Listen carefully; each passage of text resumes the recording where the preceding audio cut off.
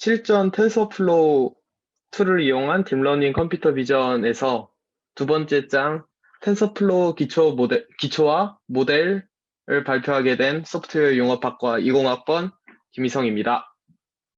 그런 것 같고요. 우선 딥러닝을 위한 여러 가지 프레임워크들이 있고, 그것에 대해서 말씀드리고, 그 다음 책 내용 요약, 그 다음 머신러닝 과정에 대해서 다시 한번 제가 생각해 본 거, 그리고 4번, 네 번째로 퀴즈, 다섯 번째로 하다가 궁금했던 점 요약으로 이루어져 있습니다. 우선 딥러닝을 위한 여러 가지 프레임워크들이 있었는데요. 우선 가장 크게 AI가 있고 그 안에 머신러닝이 있고 그 중에서도 인공신경망을 이용한 게 딥러닝이지 않습니까? 머신러닝에는 사이킬런이라는 라이브러리가 있었고 딥러닝에는 텐서플로우 그리고 그 중에서도 케라스 그리고 카페 그리고 파이토치 등의 라이브러리들이 있었습니다. 가장 유명한 것들을 조사해서 넣어봤고요. 저희가 이 중에서 오늘 다룰 것은 텐서플로우 안에서의 케라스에 대해서 말씀드릴 겁니다. 인터넷에 찾아보니까 탑 딥러닝 프레임워크에서 텐서플로우가 1등을 차지하고 있었고요.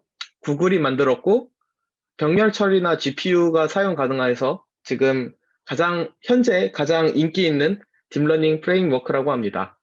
파이토치가 그리고 학술에서 많이 쓰인다고 들었고, 그래서 우리 학교에도 찾아보니까 우리 학교에서도 파이토치 강의가 있는 것 같다고 들었습니다.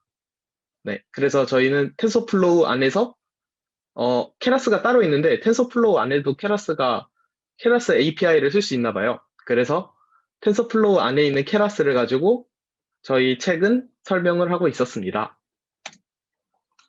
우선 책 내용을 소개해 드리겠습니다. 우선 API에 대해서 소개시켜드리고, 그 다음 모델 구성, 그 다음 텐서가 어떤 건지, 그래프 최적화, 그레디엔트 테이프, 콜백, 에스티메이터, 텐서 보드 해가지고 이루어져 있고요. 책 내용을 요약해 보겠습니다.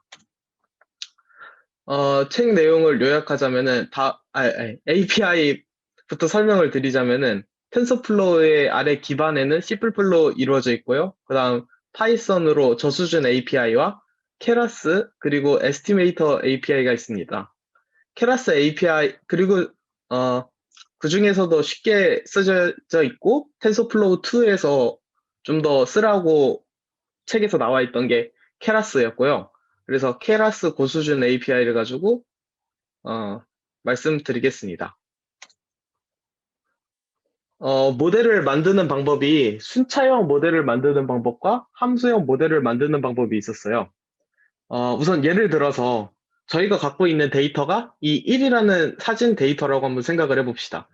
그러면 0,0 좌표, 0,1 좌표, 0,2 좌표, 0,3 좌표 이거 해가지고 이렇게 행렬로 나타낼 수 있죠. 그리고 색깔이 밝은 거는 255로 나타내고 큰 숫자로 나타내고 색깔이 어두운 것은 0으로 나타내면 이렇게 되잖아요. 그래서 그런데 그 텐서플로우에서 플래튼 레이어를 통과하게 되면은 이 각각의 픽셀들의 값이 피처가 가로로 쭉 늘어서게 됩니다. 이게 28 곱하기 28 곱하기 28 그림이거든요. 근데 각 픽셀의 값이 이렇게 위에 특징으로 나타난 것을 알 수 있습니다. 그래서 이게 첫 번째 0이라는 숫자는 이렇게 나타나고 1이라는 숫자는 픽셀이 이렇게 나타나고 해가지고 쭉 나타난 것이고요. 그래서 플래튼 레이어, 히든 레이어, 아웃풋 레이어를 거쳐서 모델을 만들게 됩니다. 순차형 모델의 경우 텐서플로우에서 세퀀셜이라는 API를 사용했는데요. 세퀀셜의 add 메소드를 통해서 플래튼, 히든, 아웃풋 레이어를 이거를 순차적으로 세퀀셜에 넣었습니다. 그 사이클런에 보면은 파이프라인 그거와 비슷한 느낌으로 여기 안에서 세 가지를 넣어서 순차적으로 사용할 수 있었습니다. 그리고 함수형은 각각 플래트 레이어와 히든 레이어, 아웃풋 레이어를 따로따로 만들어가지고 각각을 연결해 사용했는데요. 실제 현업에서는 함수형을 좀 더 많이 쓴다고 책에 나와 있었습니다. 좀 더 세세한 조정이 가능하고 좀 더 그렇다고 하네요. 좀 더 길어 보이긴 했는데 세세한 조정이 가능하기 때문에 함수형 함수형 모델을 더 많이 만든다고 나와 있었습니다.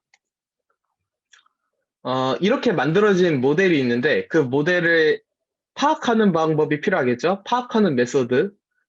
그래서 첫 번째 제일 중요한 메소드가 서머리 메소드였습니다. 모델의 서머리를 보면은 그 저희가 만드는 게 ANN 모델이잖아요. Artificial Neural Network 해서 합성 신경망 해서 요 레이어를 만드는 건데 여기에서 그 모델.서머리를 서머리를 치면은 아래와 같이 이 메서드를 통해서 아래와 같이 어떤 레이어들로 구성되어 있는 모델인지 알 수 있었습니다. 그리고 get weight를 통해서 각 f치별로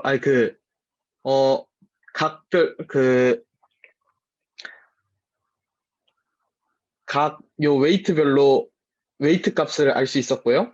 그 다음에 빛을 통해서 트레이닝 시킬 수 있고 밸리데이션 셋 정확도까지 탑재되어 있었습니다. 그리고 레이어스를 통해서 각 계층의 모델과 형상화 목록을 볼 수 있었습니다. 요 오른쪽 그림은 실제로 피팅을 하면은 나오는 그림이었고요. 보면은 피팅이 될 때마다 어큐레시가 점점 증가하고 로스가 떨어지고 그리고 밸리데이션 네, F치가 증가할 때마다 어큐레시가 올라가는 것을 볼 수 있었습니다. 그리고 텐서플로우에서는 텐서와 그래프를 통해서 그 모델의 흐름을 나타냈는데요. 그래프를 쓰면은 병렬 처리나 최적화에 좋다고 나와 있었습니다. 제가 확실히는 모르지만 예상을 해보면은 아마 노드들끼리 따로따로 다른 컴퓨터에다가 두면은 좀 더 그래서 병렬 처리나 연산이 빨라지지 않을까? 라고 생각을 하면서 읽었습니다. 그 다음 텐서입니다. 텐서는 텐서플로우에서 제공하는 자료형 중 하나인데요. 자료형 API 중 하나인데요. 컨스턴트에서 상수형 자료형, 베리어블에서 움직이는 자료형 해서 두 가지로 나눌 수 있었습니다. C 언어나 C++ 언어와 같이. 그리고 안에 들어있는 타입은 일정하게 인트로만 구성되어 있거나 아니면 문자열로만 구성되어 있거나 16비트짜리, 32비트짜리 소수로 구성되어 있는 텐서들로 이루어져 있음을 볼 수 있습니다. 넘파이와 굉장히 비슷했고요. 벡터로 따지자면 이렇게 한 가지 행벡터로 나타낼 수 있었고 그 다음에 행렬로 따지자면 이렇게 이 안에 각각의 어레이가 들어가 있고 그 다음 텐서는 아래와 같이 행렬들의 집합으로 이렇게 나타낼 수 있었습니다. 그래서 쉐이프가 텐서들의 모양이었고 이거 보면은 3개잖아요. 그래서 쉐이프가 3이고 이거는 행렬이니까 1, 2, 3, 4, 5 해서 1, 2, 3 해서 행 5, 열 3 해서 5,3의 쉐이프를 볼 수 있고 랭크는 2차원이니까요. 그렇게 나왔고 텐서는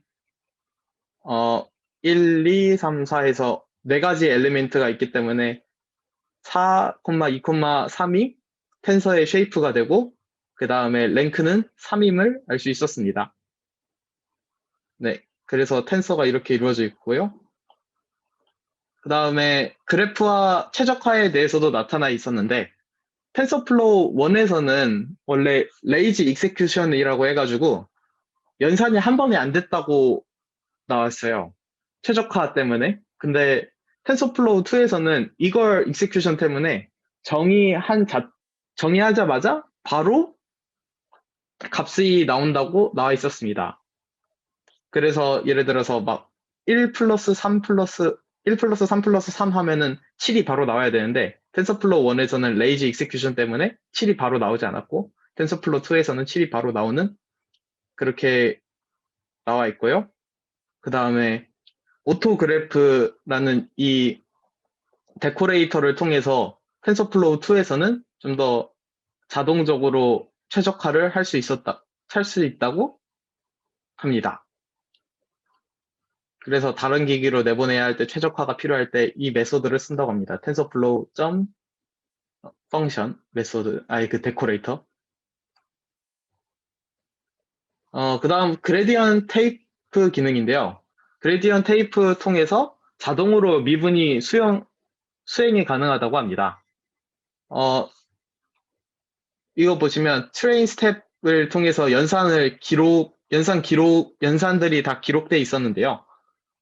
이렇게 테이프 점 그레디언트에서 연산을 기록하고 이거 스텝을 하면은 아래와 같이 그레디언트 테이프를 이용해서 자동으로 미분이 수행 가능한 것을 알 수 있었습니다. 네. 그 다음 케라스의 콜백이라는 메소드가 있었는데요. 모델을 피팅할 때 쓸 수 있는 함수들이 있었는데 SCV 로고를 통해서 훈련 정보를 CSV 파일로 만들 수 있고 얼리 스타핑을 통해서 과접합을 피할 수 있는 메소드가 있었고 그 다음에 러닝 레이트 스케줄러를 통해서 세대마다 학습률을 변동할 수 있는 이러한 API들이 있었습니다. 예제 코드도 책에는 아직 나와 있지 않았고 그냥 이런 것이 있다 정도로만 나와 있었기 때문에 좀 더 오버피팅을 피하기 위해 케라스 콜백 API를 사용하면은 좀 더 피팅할 때 과적합을 피할 수 있거나 로그 파일로 남길 수 있구나 그 정도만 생각하고 넘어갔었습니다. 그 다음 에스티메이터입니다. 텐서플로우 1에서는 에스티메이터를 만드는 방법밖에 없었다고 하는데 직접 만들어야 됐었다고 했는데 나중에 케라스가 추가되면서 케라스 모델을 에스티메이터로 변환할 수 있다고 했었습니다. 그래서 두 가지로 만들 수 있는데 이전에 사전으로 제작된 에스티메이터, DNN, 리니어 리그레셔 등등을 사용할 수 있고 그 다음 맞춤형 에스티메이터를 요즘에는 케라스 모델을 에스티메이터로 변환해서 사용한다고 합니다. 그 다음에 텐서 보드였는데요. 텐서 플로우 익스텐드라 텐서 플로우 어던스를 사용하여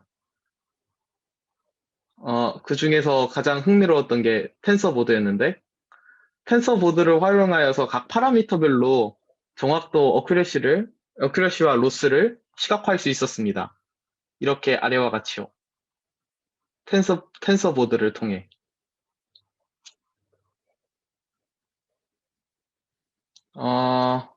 그 다음 책 내용은 여기까지고요. 그 다음 퀴즈 풀이가 있겠습니다. 텐서플로우와 비교했을 때 케라스는 무엇이며 목적이 무엇인가? 케라스가 원래는 텐서플로우가 따로 있다가 2017년 이후에 텐서플로우 API에서 좀 더 쉽게 사용할 수 있게 안에 들어가 있대요. 그래서 현재는 텐서플로우 API 중에 케라스 API가 있다고 합니다. 그리고 텐서플로우가 그래프를 사용하는 이유, 수동으로 그래프를 생성하는 방법. 보면은 이렇게 아래 옆에 그림처럼 컴퓨트해서 그래프를 생성할 수 있고요. 이렇게 함수로 만들어서 그리고 최적화는 여기 텐서플로우 펑션을 통해서 할 수 있고 그 다음 그래프를 사용하는 이유는 분산 처리와 병렬 처리 그리고 GPU 연산에 유리하기 때문에 전에 말했듯이 그래프를 이용한다고 나와 있었습니다. 조급한 실행 모드와 얼리 익세큐터와 레이지 익세큐터의 모드의 차이점이 무엇인가? 이거는 텐서플로우 1과 텐서플로우 2에서 가장 대비되는 것이었는데요. 계산이 정의되는 단계에서 바로 계산이 되면은 얼리 익세큐터고 나중에 되는 텐서플로우 1 같은 경우에는 레이지 익세큐터였습니다. 텐서보드에서 정보를 기록하고 그것을 표시하는 방법이 무엇인가? 텐서보드의 내용은 tf.summary에 저장이 되었고 그 다음에 이 커맨드를 사용하여 시각화하여 볼 수 있었습니다. 마지막 문제. 텐서플로우 1과 텐서플로우 2의 가장 주요 차이점이 무엇인가? 가장 주요 차이점은 아까 전에 말한 얼리 익스큐터와 레이지 익스큐터, 이게 가장 큰 차이점이었고요. 그래서 퀴즈 풀이는 끝났습니다. 책에서 보면은 artificial neural network를 구현을 했는데 실제로 잘 이해가 안 가더라고요. 뭔가 그래서 손으로 좀 풀어보는 게 좀 더 이해가 잘 될 것 같아서 손으로 한번 풀어봤는데 뒤에 갈수록 점점 몰라지는 게 많아지는 느낌이었어요. 그래서 한번 제가 해본 대로 제가 예상한 대로는 이렇게 한번 풀어봤고요. 그래서 그 과정을 한번 넣어봤어요. 저가 하는 거는 요 그림을 그대로 손으로 한번 적어보는 거였는데 아무래도 행렬해서 열은 각각의 샘플을 나타냈고 피처는 이렇게 세로 열 줄을 나타낸 거였고요. 예를 들자면 각각의 샘플이 토끼와 사자 둘 중 하나라고 하는데 토끼와 사자 둘 중 하나의 샘플이 들어온다고 하는데 피처 1에는 이빨의 크기, 피처 2에는 덩치, 피처 3에는 뭐 귀의 크기 해서 토끼와 사자를 구분을 하는데 각각의 피처가 나와 있고 그래서 데이터의 구조, 우리가 트레이닝 시켜야 될 데이터의 구조는 이렇게 나와 있었고 배치는 여기서 처음 머신러닝 할 때 처음으로 배웠던 게 딥러닝 할 때 처음으로 배웠던 게 아니 처음으로 인터넷에 조사하면서 봤던 게 배치와 에포치였어요. 배치는 한 번에 처리할 모델의 크기였습니다. 저희가 이렇게 이 왼쪽 모델과 같이 옆에서 행렬로 나타냈을 때 이 데이터를 이렇게 됐을 때 테스트 셋은 따로 빼잖아요. 밸리데이션 셋으로 해서 저희가 트레이닝 한 것이 오버피팅 됐는지 안 됐는지 따로 테스트하기 위해서 밸리데이션 셋을 따로 빼고 그 다음에 배치 크기가 그 모델 하나에 들어가는 크기였어요. 그래서 크기를 이렇게 잡았다고 치면은 4개의 배치로 나뉠 수 있었습니다. 그래서 한 번에 처리할 모델이 한 번에 처리할 크기를 배치라고 했었고요. 그 다음에 에포치는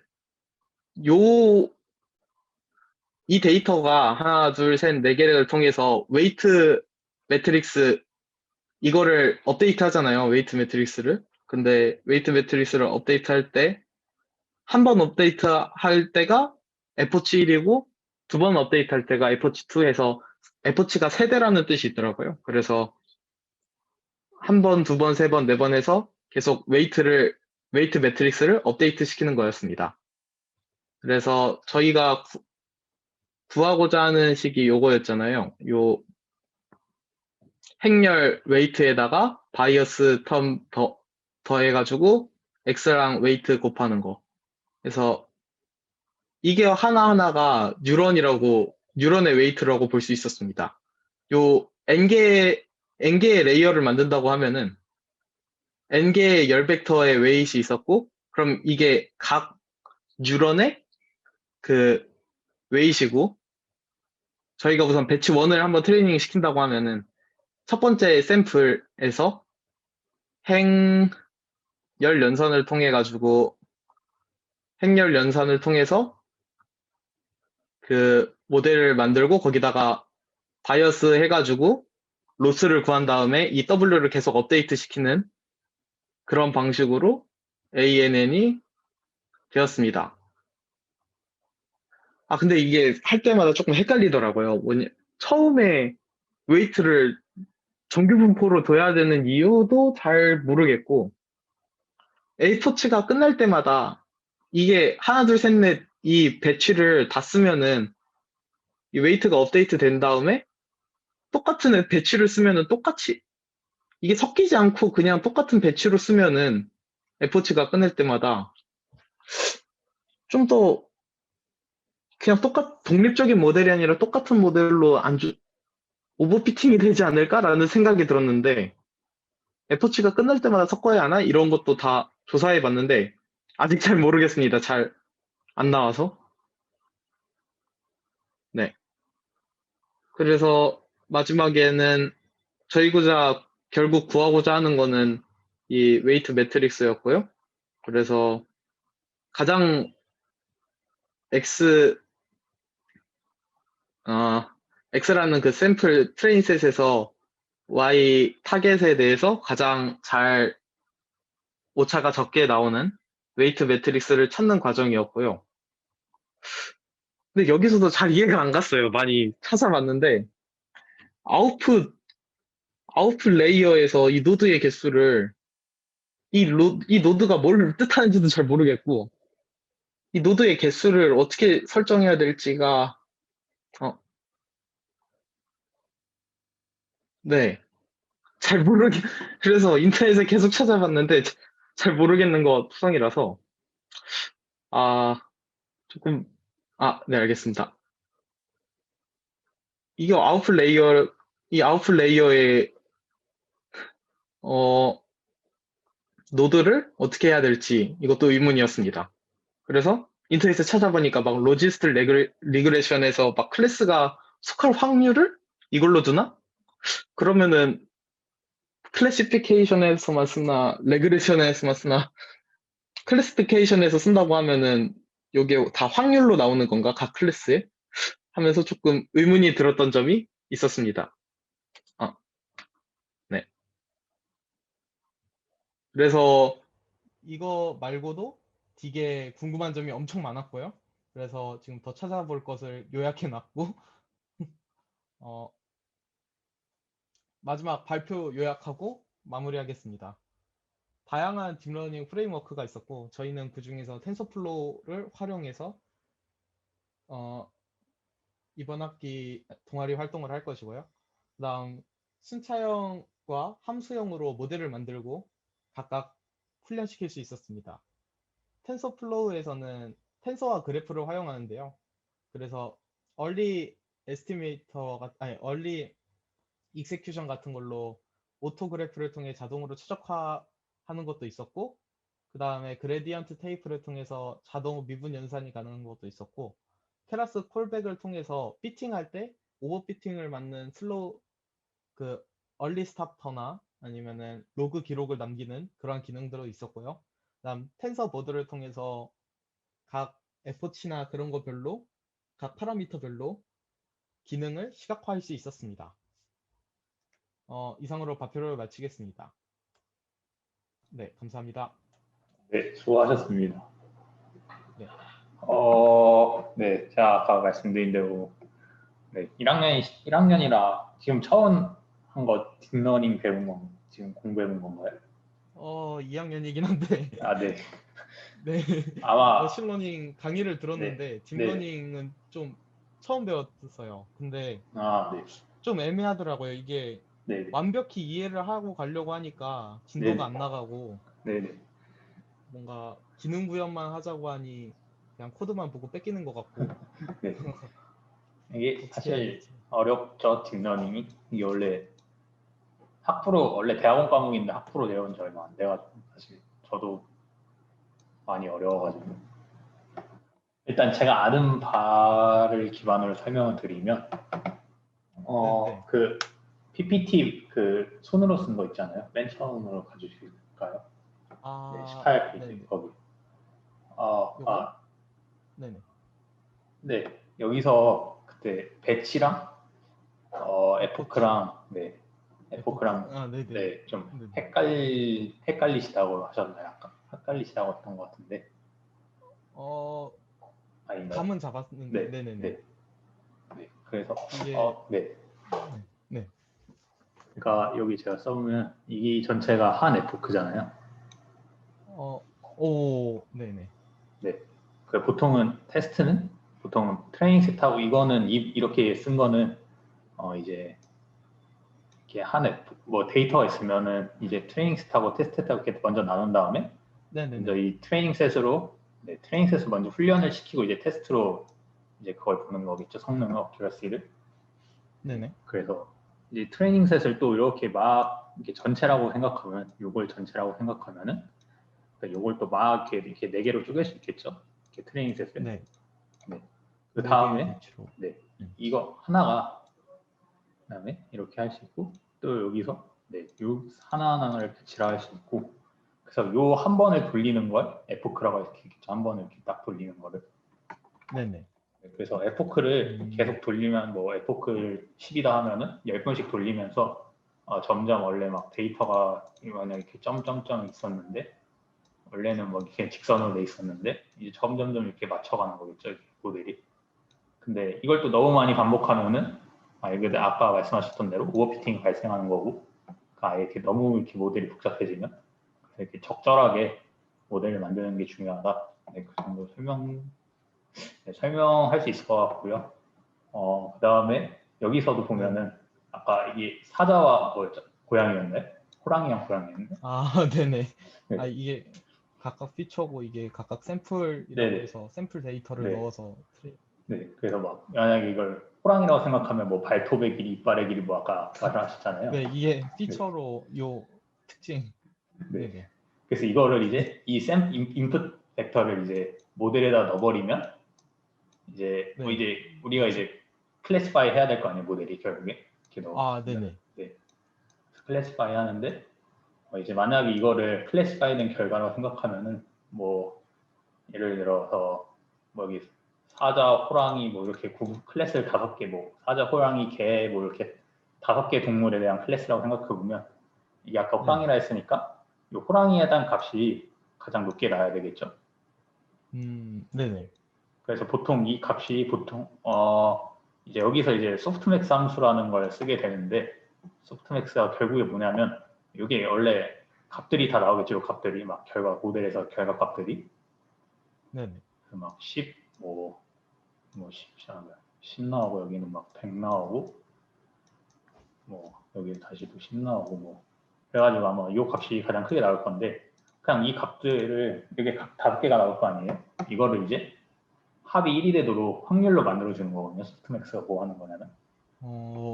네. 잠깐만요. 그러면은 그 마지막에 이 네. 노드 요 네네. 마지막 아웃풋 노드들이 각각의 확률인 건가요? 각 클래스의. 이제 이거를 소프트맥스를 통과시키면 확률 분포로 나오거든요. 이 값들이 다. 각 네. 노드의 확률. 네. 보통은 거기서 이제 원핫 인코딩이라고 하는데 이제 여기서 확률 네네. 가장 높은 거 있잖아요. 네네. 그거를 이제 그 클래스로 분류하는 거죠. 그래서 뭐 0, 이 값을 1로 하고 나머지 단 0으로 줘가지고 뭐 딱 이거는 뭐 호랑이다. 네, 딱 이렇게 나오는 거고요. 네, 일단 여기까지 이해되셨죠? 네네네. 네. 그다음 혹시 또 궁금하셨던 게 뭐였죠? 기억이.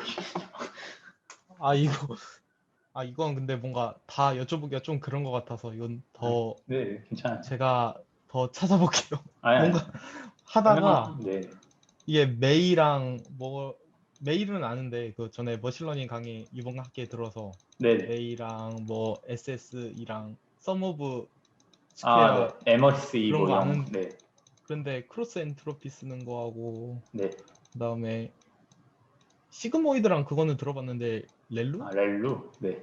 그게는 처음 들어봤고 그다음에 근데 이게 다 설명해 주시기가 영 그런 것 같아서 아니, 괜찮아요. 그럼 더 제가 해보고 간단히만 일단 구글링도 그러면 되게 많이 해보고 있는데. 네, 설명드릴게요. 네. 네. 네. 그럼 1번이 아직 알고리즘 완벽하게 이해가 되지 않았는데 전부 이해가 되시 만든다. 이건 네, 이거 저도 아직 이해 못해요. 이거 이해 어려워요, 되게. 이거는 꽤 1학년이 아직 이제 2학년 올라가는데 이건 걱정하실 필요 없을 것 같고. 이제 로스 펑션 2번, 로스 펑션을 크로스 엔트로피 쓴 이유가 무엇인가?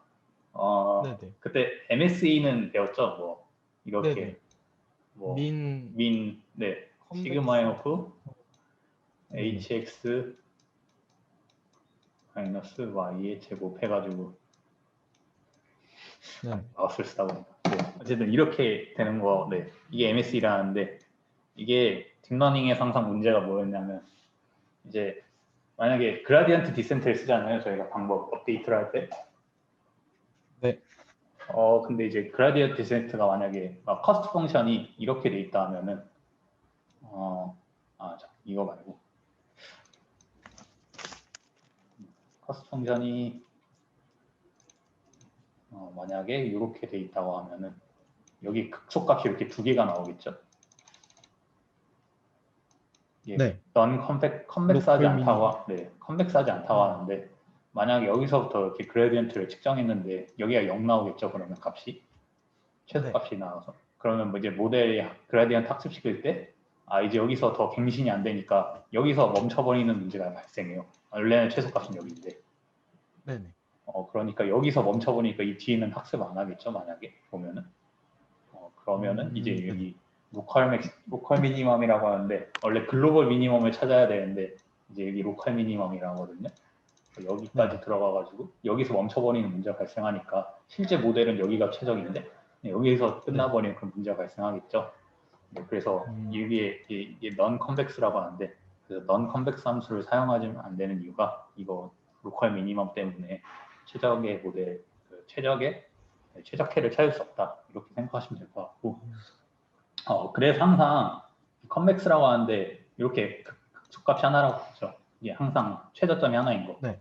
네, 항상 이런 함수들을 이제 딥러닝에서 그라디언트 디센트 했을 때 많이 쓰는데 만약에 이제 코스트 펑션을 크로스 엔트로피로 쓰는 이유가 뭐냐면 예를 들어 시그모이드 같은 그 모델 돌리면은 이제 결과값에 시그모이드 넣으면은 이제 그걸 MSE로 쓴다 하면은 이게 아마 이렇게 이것도 마찬가지 이렇게 non 컨벡스하게 나올 거예요. MSE를 쓰면은 그래서 만약에 크로스 엔트로피라고 이거 주로 바이너리 크로스 엔트로피 해가지고 0 또는 1 해가지고 뭐 이렇게 클래시피케이션에서 주로 많이 쓰는 건데 그거를 쓰면은 컨벡스하게 나오거든요. 항상 이제 시그모이드를 돌려 넣어도 로지스틱 리그레이션 할 때는 크로스 엔트로피를 쓰는 게 그러면 항상 이제 커스트 함수가 컨벡스하게 나와가지고 그라디언트 디센트를 잘 쓸 수가 있죠. 그래서 그거 이것 때문에 크로스 엔트로피를 쓴다고 생각하시면 될 것 같고요. 이해되셨나요? 이해되셨나요? 네. 예. 그 다음에 3번이 이제 액티비티 펑션의 선형성이 무엇인가, 렐루는 어떻게 나온 것인가. 혹시 시그모이드 어떻게 생겼는지 아시나요? 이렇게 해서 네네. 이렇게 네. 0하고 1 사이하고 0.5에서 여기 이상이면 1이고 여기 이하이면 0으로 뭐 분리한다. 뭐 그게 로지스틱 리그레이션 많이 쓰는 건데 이제 이 방법의 문제가 뭐냐면 이쪽에는 거의 그라디언트가 0으로 나오죠. 이 양 끝에. 네. 이제 여기까지 거의 다 0을 갖다 여기서부터 이제 값이 생겨가지고 업데이트가 되겠죠. 그래서 만약에 이 값이 이렇게 너무 크면은 그러니까 만약에 모델 결과가 이렇게 나왔는데 여기 그라디언트 넣어봤자 이게 업데이트가 거의 안 되겠죠, 말 그대로. 네네. 그런 문제가 발생할 수 있어서 렐루 함수는 어떻게 생겼냐면 이렇게 해가지고 그냥 이렇게 직선으로 생겼어요. 그래서 이게 아마 기울기 항상 1일 텐데, 그러니까 이건 어느 정도 큰 값이 나와도 이제 이 모델에 대해서는 그라디언트가 있겠죠. 1로 항상 1로 존재하겠죠. 만약에 모델 아웃풋이 여기 값인데 여기 그라디언트 값은 여기 그라디언트가 1일 계속 나올 테니까 이 문제점을 좀 해결할 수 있겠죠. 여기서 업데이트가 안 됐다는 점을 렐루 함수 쓰면.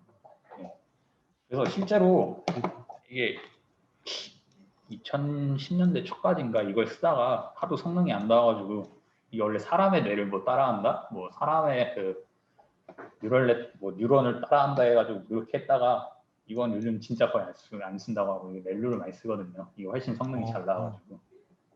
그래서 시그모이드는 거의 안 쓰고 뭐 이거 말고도 탄젠트 하이퍼볼릭 뭐 그런 게 있는데 그거는 나중에 혼자 조사하시면 될 것 같고.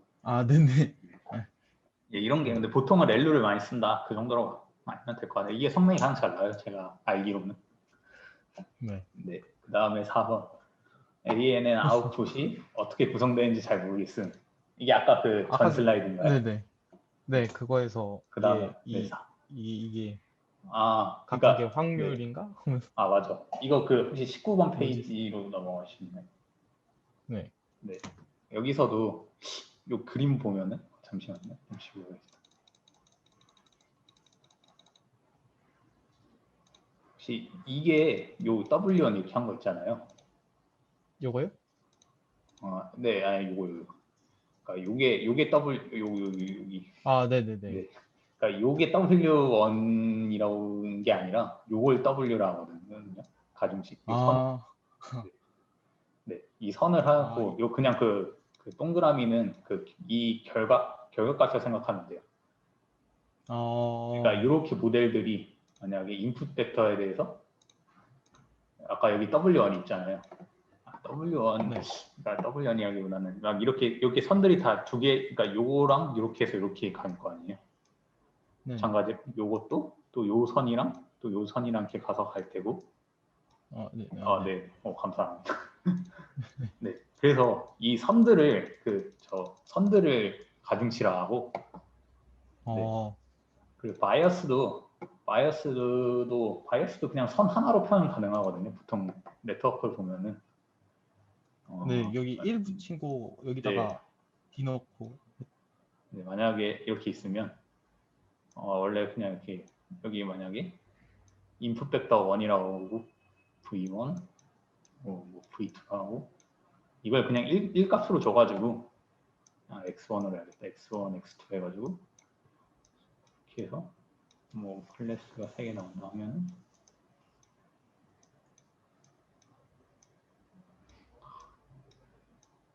네, 그냥 이것도 마찬가지로 이게 여기 1에서 나오는 선을 바이어스라고 생각하시면 돼요. 1에서 나오는 선들. 바이어스 뭐 B1, B2, B3 있으면 여기 B1 순서대로 B2, B3. 네. 이렇게 해서 이 선들을 가중치라하고 뉴럴 네트워크가 말 그대로 이거 가중치들을 업데이트하는 거니까. 요 선들이 그러면은 네네. 행렬이네요. 가중치. 네, 맞아요. 그걸 행렬이라고 생각하시면 이걸 엣지들. 이거 업데이트 시키면. 네, 이거. 네. 그리고 베타 뭐 B를 여기 가중치 안에 넣을 수 있거든요. 그냥 여기 그냥 네네. 끝에다가 뭐 B 써도 되니까 뭐 그런 거. 보통은 앞에다 쓰는데 앞에다 해가지고 이렇게 하나로 그냥 만들면은 그냥 이 매트릭스 하나만 계속 업데이트 시키는 거니까 훈련하는 게 결국에. 네. 예. 나중에 이렇게 일단 이렇게 개념만 잡아두시면 될 것 같아요. 네. 네, 감사합니다. 그리고 되게 많이 배웠네요. 마지막 질문이 뭐였죠? 리그레션이 네. 클래시피케이션에는 이게 확률로 가는 게 알겠는데 그러면은 레그레션에서는 이 마지막 노드들이 리그레션이 타겟 값으로 갈까요? 리그레션이요. 그러니까 뭐 로지스틱 리그레션 그런 거 말씀하시는 건가요? 로지스틱 리그레션은 클래시피케이션에서 네네. 쓰였던 것 같고 아니면은 그냥 다른 타겟 값에다가 그 연속적인 값에다가 레그레션 할 때는 그냥 뭐 리니어 이런 거 말하는 거죠. 네네 그냥 예를 들어서 막 1부터 100까지 값이 있으면은 그 안에서 한다고 뭐 하면은 예측하는 거 뭐 그런 거 값을 하나 뽑아내는 거 그런 거 있으시죠. 네. 네네. 0살부터 100살까지 몇 살일까 이런 느낌. 그러니까 인풋을 보고 프레딕션 한다는 뜻이죠. 결국 예측한다는 거. 네네네. 네. 그러면 그건 이게 아웃풋이 여기서 그냥 만약에 이렇게 안 나오고 그냥 여기서 이렇게 마지막 벡터를 해가지고 이렇게 한 값으로 이렇게 뽑아내면 되겠죠. 프레딕션 할 거면 리니어 리그레션. 근데 이거 마지막 네. 아니 말씀하세요. 마지막 노드들이 그러면은 타겟 값일까요? 그냥 각각의 타겟 값? 이거 나오는 거. 네. 그러니까 이거는 그 모델의 결과 아웃풋 값이라고 생각하시면 되는데 이제 여기서 이제 아까 말씀드린 소프트맥스나 뭐 그런 걸 써가지고 이제 확률로 바꿔야 되죠. 그러니까 우리가 쓸 수 있게 바꿔야 되죠. 네, 감사합니다. 1학년이신데 많이 배운 것 같아요. 2학년이에요. 많이 부족하네. 많이 근데 아시는 것 같은데 많이 2학년 저도 많이 몰라요. 아니요. 아직 많이 배웠네요. 좀 더 공부를 해봐야 될 것 같아요. 뭔가 API 쓰는 거는 그냥 책 보고 뺏겨서 네. 보면은 대충 쓸 수는 있겠는데 안에 이게 잘 이해가 안 가서. 네. 그리고 막 텐서플로우 사실 파이토치랑 보통 딥러닝 프레임워크가 텐서플로우 두 개를 보통 많이 쓰는데 지금 네 아까 맨 처음에 설명하신 거 있잖아요. 이제 네. 이게 텐서플로우가 구글에서 하는 거고 파이토치가 페이스북에서 이제 만든 건데 이게 지금 봤을 때는 대충 한 50대 50이거든요. 비율 보통 보면은. 그래서 사실 뭐 둘 다 아는 게 가장 베스트긴 하죠. 근데 일단 저는 텐서플로우밖에 모르는데 파이토치도 배우고 싶긴 해. 빨리 해야 되는데 일단 텐서플로우가 좀 좋은 점이라 해야 될까요? 그 나중에 모델을 만들면은 모델 쌓는 게 되게 편해요. 그러니까 뭐냐 모델을 정의하고 모델 데프 뭐 데프 함수를 써가지고 이게 함수를 정의할 거 아니에요 모델을.